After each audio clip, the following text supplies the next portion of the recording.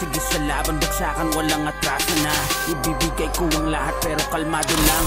What's up mga titos and titas of Barrio Online? So ngayong hapon nandito tayo kay day 24 para ibigay ang kanyang CB prize. Eto na, meron kaming baong pansit para sa masarap na merienda and ang ating tatlong case ng beer and meron pa kami pakik. So ayun, ngayong hapon samahan nyo kami at kilalanin natin si day 24. Tara! Sa kanan ko, panalo ng Nexus Chip Breaker Challenge, Day 24, mag-ingayo!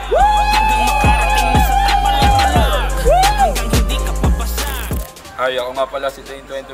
Sinasambit, kumilos ka para makuha mo at makamit mga pangarap na hanggang ikaw ay Ng Belato Nexus server. Panalo ng Chip Breaker nung nakaraan lang.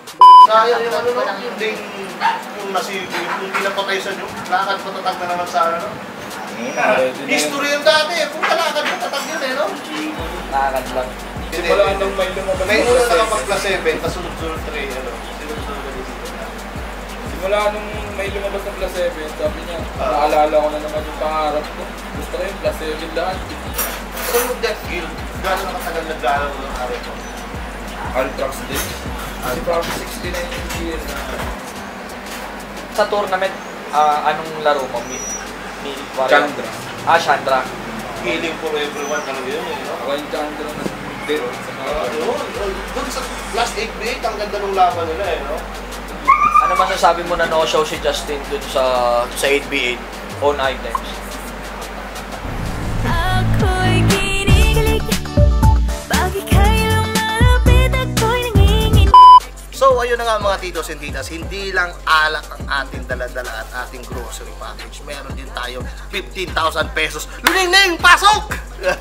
Ay, eto na ang ating 15,000 pesos. Dito, ilapag mo na yung kamay. 1,000, 2,000, 3,000, 4,000, 5,000, 6,000, 7,000, 8,000, 9,000, 10,000, 11,000, 12,000, 13,000, 14,000, 15,000. So, hindi lang 15,000 ang ating daladala. Meron din tayong bigyan ng t-shirt yan! T-shirts!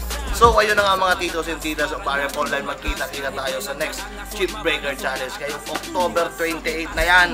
Tara!